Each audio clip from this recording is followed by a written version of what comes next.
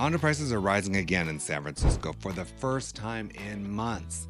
Inventory, it's still tight, and single-family homes, they're going over asking by double digits. Whether you're buying or selling, these shifts could mean big opportunity or big risk, depending on how you play it. Let's get into it. Hey everyone, I'm Gjevre. I'm a top real estate agent here in San Francisco, and if you're thinking of buying or selling a home in San Francisco, or you just want to stay ahead of the market, be sure to subscribe and reach out anytime. My contact info is below, and if you need a trusted agent in another city, I'd be happy to help you out. I've been doing real estate in San Francisco for years now, and let me tell you, timing matters a lot. The people who understand what's happening right now, not just last quarter, are the ones who win. So I'm here to make sure you don't get caught off guard by outdated advice or headlines that don't apply to San Francisco. For the past 5 months, condo prices in San Francisco were in decline, but in April, something changed. Condo prices ticked up over 9% year over year, which could mark a turning point. That's a real shift, and it may signal that that window for getting a deal in the condo market is starting to close. Meanwhile, our single-family home prices also rose, but more modestly with a 2.1%. Okay, so here's my takeaway. If you've been sitting on the sideline waiting to buy a condo, now might be the moment to act before these prices climb further. Now let's talk about inventory.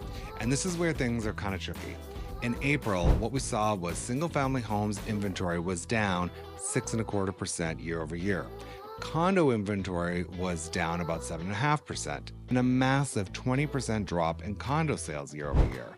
There's just not a lot of new listings hitting the market, and fewer sales mean a more cautious and selective buyer pool. So my takeaway here is if you're a seller, your property has a better shot at standing out right now. If you're a buyer, be prepared to move fast on the good ones, especially for homes that check a lot of boxes. Okay, so let's talk about offer price. Single-family homes in San Francisco are averaging over 14% over the asking price.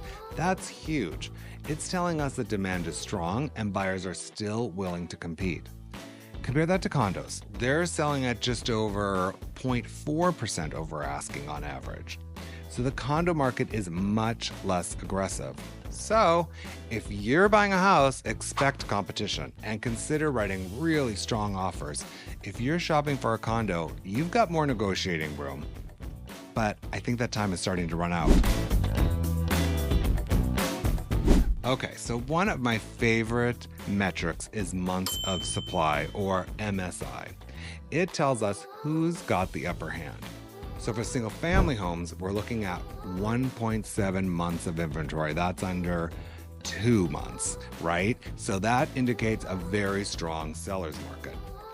Condo inventory is at 3.9 months. Now that is firmly a buyer's market. So if you're a buyer, the condo market is your best bet for flexibility and a deal, right? And if you're a seller of a single family home, you are still commanding multiple offers if they're well prepared and they are priced right. My one caveat here is that the condo market and the single family home market, but specifically the condo market, really varies from area to area. And I'll do a whole separate thing on that later. Hey, I hope this quick breakdown helps you make sense of what's happening here in San Francisco.